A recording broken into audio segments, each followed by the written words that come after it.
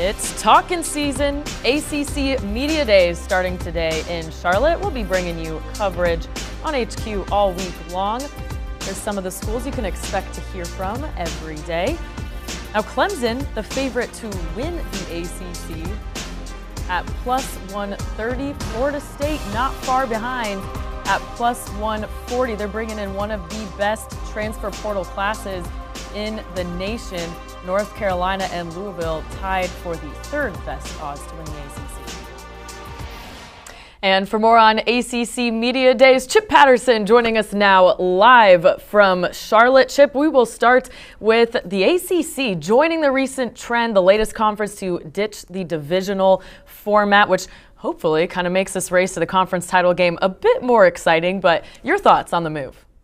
Yeah, this is great for Clemson and Florida State, two teams that we believe are going to be right in the middle of the ACC championship race. They play on September 23rd, and if we still had the two divisions, then that means that we might have figured out which of those two teams are going to be in the ACC title game on September 23rd. No, this race now gets to continue all the way through the regular season, and they could meet again in a rematch in the ACC championship game based on the way that this is set up. I mean, the odds makers clearly think this is either Clemson or Florida State, but they are co-favorites, and so the fact that we're not going to have only one but can have both is so important to the ACC. And one thing that is notable is the college football playoff, because the ACC has recognized that in the divisional structure, especially in years where Clemson and Florida State are good, to not be able to have that opportunity of a quality opponent on the first Saturday in December when you're playing for the conference championship really limited the profile and the resume for some of these teams competing for the playoff.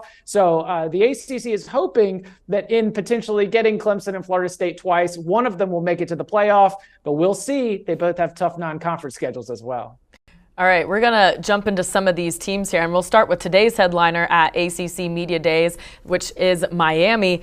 The Canes coming off a 5-7 season in Mario Cristobal's first season. The analytics say that it's Miami's worst team since the 1970s. I mean, nothing really looked good. And while I was reading some articles, Chip, for this segment, I couldn't figure out, was I feeling deja vu? Had we talked about this before, or do we just ask this question every single year? When will the blue chip talent turn into production on the field? So in that sense, what can we expect from Cristobal in year two? I think that we can expect steps forward. I mean, just the idea that you're just going to mash that reboot button, new offensive coordinator, new defensive coordinator, a scheme change that I think is really going to help their quarterback, Tyler Van Dyke. You'll remember that just a couple years ago, Van Dyke was the ACC Offensive Rookie of the Year. Then all of a sudden he comes back last year and really struggles. And there were some injury issues there, but a change in scheme, being able to have an offense that's really built to push the ball down the field vertically, something that works with his skill set, that's going to be huge. But what else does Miami do well? They recruit not only well out of high school, but also in the transfer portal. That's where on both sides of the ball, I'm expecting we're going to see some real improvements where they've been able to beef up the offensive line with the transfer portal. They've been able to beef up the defense, especially at the linebacker position through the transfer portal. So look, this Miami team will not go 5-7 again. There will be steps forward. The question is, how much development are you going to get elsewhere to be able to really jump to where they want to be? Well, you mentioned Tyler Van Dyke. We're all kind of waiting for him to return to that 2021 season form. And this Canes offense last year, they ranked 10th in the ACC in several categories, including scoring. But they got a new look offense now with Shannon Dawson coming in as offensive coordinator. Now, Chip, he's got an air raid background, quite the opposite of Cristobal. So what do you expect from Tyler Van Dyke and the offense this year? I think that they are going to really utilize the athleticism that they have at those skill positions to find, good one-on-one matchups and be able to take advantage of them. I mean, that's one of the reasons why the air raid offense can work really well at a place like Miami, is that you have such a high level of speed and athleticism, and there's just not that many defensive backs throughout the ACC or in most of college football that are going to be able to keep up in a one-on-one situation over a lot of space. So you spread the offense out, you find the mismatch, and you go and take advantage And again, I think that last year we just didn't get to see Tyler Van Dyke push the ball down the field vertically. And that's something that I think he can do really, really well. This is a group that has a chance to lay the foundation for the big jump forward. I do not think the personnel at the skill positions is quite in the place for them to be competing for championships and playoff contention. But if you at least start to install the offense, install the foundation of what they want to accomplish, then maybe you're setting up the Hurricanes of the future for being able to reach that.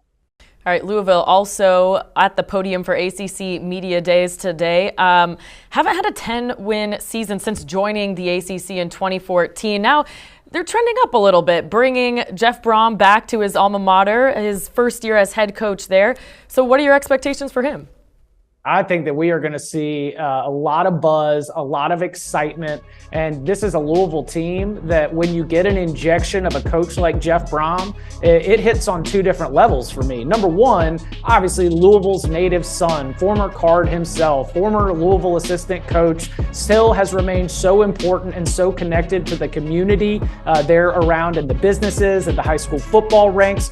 But also Jeff Braum is just a really good coach.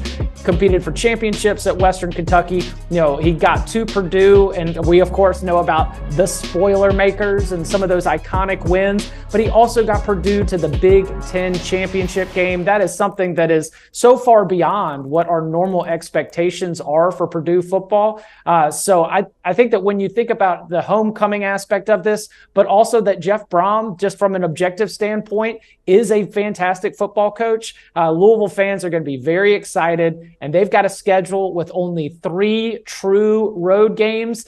I'm looking at it, I'm seeing 9 opportunities for Louisville fans to see their favorite team live, and that's going to lead to just a lot of great energy around the program.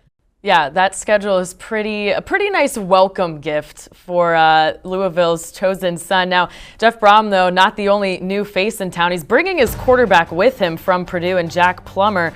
The Cardinals transfer portal class actually tied for the 4th largest in the nation with 25 commits, and it's rated number 12 nationally. So what do you like about this class here? Yeah, you mentioned Jack Plummer, the quarterback. That's somebody who knows Jeff Braum's system. At wide receiver, you bring in Jamari Thrash, who is one of the top wide receivers in the Sun Belt. You go to Jackson State, where Deion Sanders at the top of that list, where he just was, and you bring in Kevin Coleman. Just on offense and on defense, along the offensive line, all throughout this depth chart, these are not just bringing in players that we just were going to run out and try to fill roster spots. They went out and they got more than 24 players, many of them expected to be starters and key contributors. And I think that what it's done is it's led to the kind of confidence that Jeff Braum can be able to say, I am relying on these guys. This is not going to be a developmental kind of year. And, with the schedule that we just talked about, there's just such an opportunity for them to be able to create some positive momentum. The other thing I want to mention is that the Louisville program was not in disarray as Scott Satterfield leaves. They were a bowl team last year. So he was also able to keep some key players, one of them here in Charlotte, Jawar Jordan, the running back, and to add in the transfer portal, keep the key players from last year when you were a bowl team. And that's why the ceiling is so high for Louisville going into 2023. All right, a lot of exciting things to look for with the Cards this season. Thanks, Chip, as always, for your insight here with us. And for more on Chip on college football, check out the Cover 3 podcast. He's joined by Tom Fernelli, Bud Elliott, and more guests as they break down the biggest college football storylines of the day. You can download and listen wherever you get your pods.